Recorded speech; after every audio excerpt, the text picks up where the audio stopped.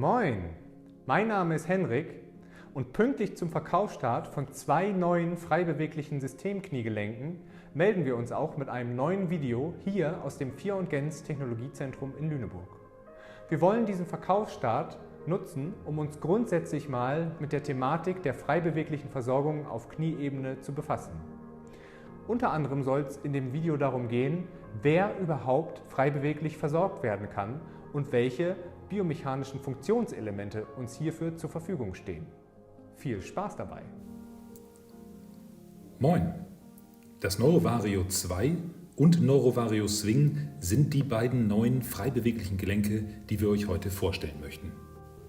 Welche Funktionselemente daran innovativ und neu sind, möchte ich gar nicht vorwegnehmen. Sondern ich möchte einmal ganz im Allgemeinen die Frage in den Raum stellen, welche Funktionen uns aus biomechanischer Sicht im Zusammenhang mit frei beweglichen Gelenken zur Verfügung stehen. Okay, frei beweglich ist klar. Oder etwa nicht?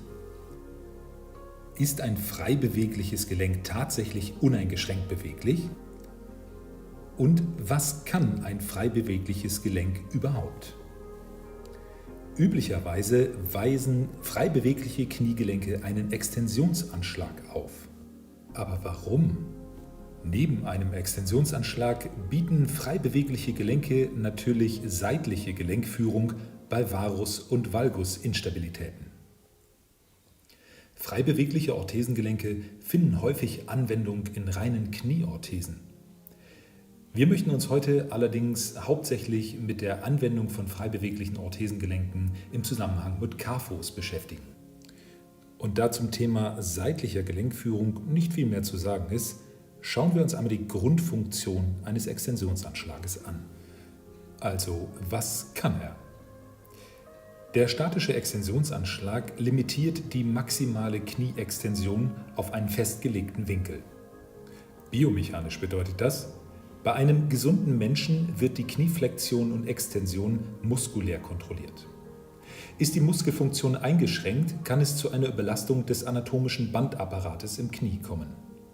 Um eine pathologische Überstreckung des Knies zu verhindern, sollte beim Bau einer KAFO ein Extensionsanschlag verwendet werden.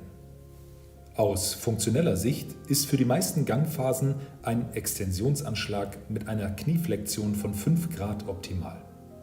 Weshalb Fior & Gentz Systemkniegelenke in einer Knieflexionsstellung von 5 Grad ausgeliefert werden. Da drängt sich natürlich die Frage auf, warum ausgerechnet 5 Grad richtig sein sollen. Nun, wenn wir uns die Gangkurve eines physiologischen Gangbildes einmal ansehen, können wir erkennen, dass die maximale Kniestreckung von 5 Grad fast nie überschritten wird. Einen solchen statischen Extensionsanschlag finden wir in unseren Gelenken Neuroclassic Zero, Neuroclassic und Neuroclassic H2O. Also gut, und welche Patientengruppe profitiert nun von dieser Funktion? Also im Prinzip alle Patienten, die ihren Kniewinkel nicht aktiv mittels ihrer eigenen Muskulatur kontrollieren können. Ab welchem Muskelstatus diese Maßnahmen zu treffen sind, lässt sich nicht einfach so beantworten, weil das von einem komplizierten, komplexen Zusammenspiel der unterschiedlichen Muskelgruppen abhängig ist. Zur konkreten Beantwortung dieser Frage empfehle ich die Verwendung des Orthesenkonfigurators. Weiter bieten wir Gelenke mit einem statischen Extensionsanschlag austauschbar an. Gut, austauschbar. Und wer braucht den jetzt? Zur Beantwortung dieser Frage werfen wir wieder einen Blick in die Infobox. Natürlich handelt es sich auch bei dem statischen Extensionsanschlag austauschbar einfach um einen statischen Anschlag. Mit den gleichen Funktionselementen wie der statische Anschlag, der nicht austauschbar ist. Aber den Unterschied habe ich hier einmal gelb hervorgehoben. Bei Systemgelenken mit dem statischen und austauschbaren Extensionsanschlag kann der 5 Grad Extensionsanschlag gegen einen 0, 10, 20 oder 30 Grad Extensionsanschlag ausgetauscht werden.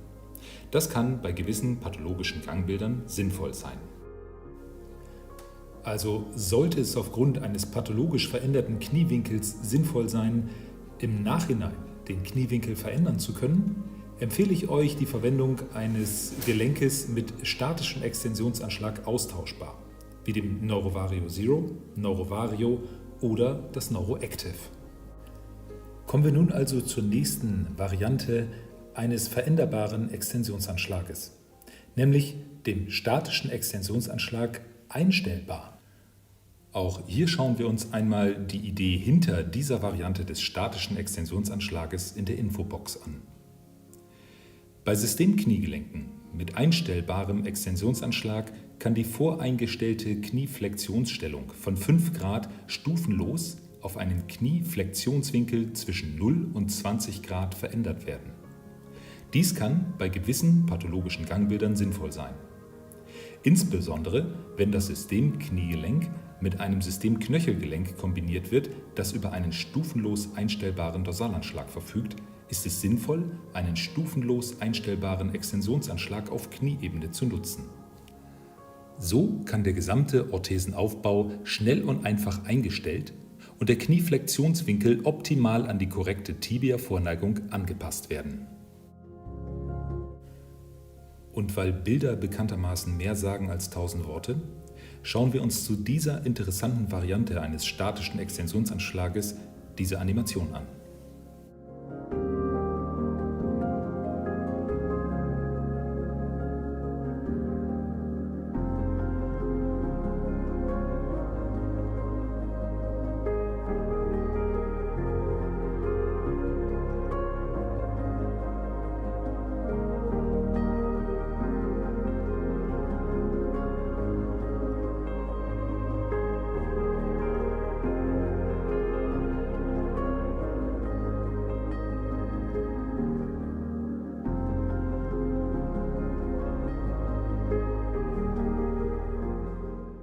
Das NeuroVario 2 ist das einzige Gelenk mit statischem, einstellbaren Extensionsanschlag.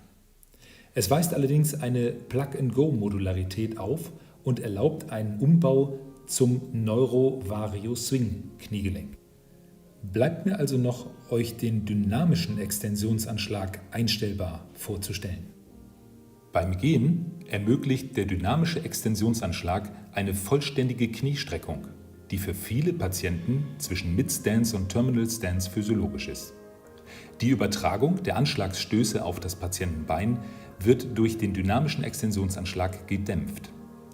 Der Widerstand in der Extensionsrichtung lässt sich über austauschbare Federeinheiten verändern.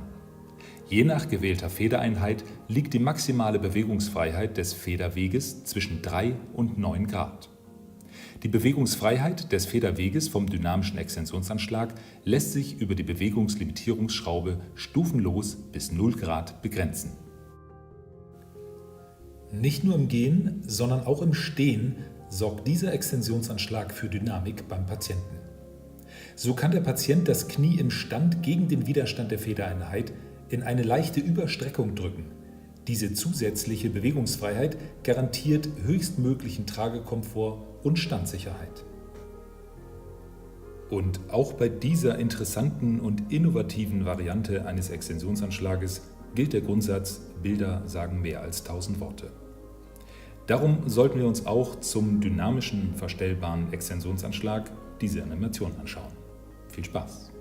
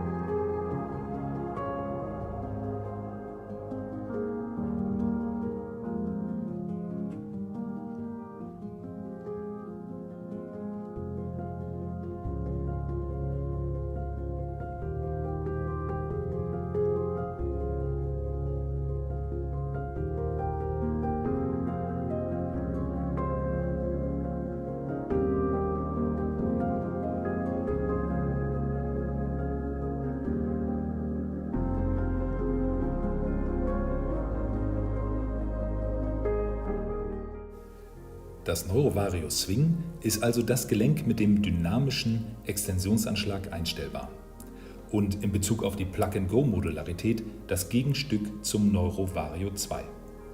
Um diese beiden Gelenke nochmal miteinander zu vergleichen, fasse ich die einzelnen Ausstattungsfeature nochmal zusammen. Das Neurovario 2 hat also einen stufenlos einstellbaren Extensionsanschlag zwischen 0 und 20 Grad, einen statischen Extensionsanschlag und eine Extensionsanschlagsdämpfung, eine integrierte Rückverlagerung und ist umrüstbar auf das Neurovario Swing dank Plug-and-Go-Modularität.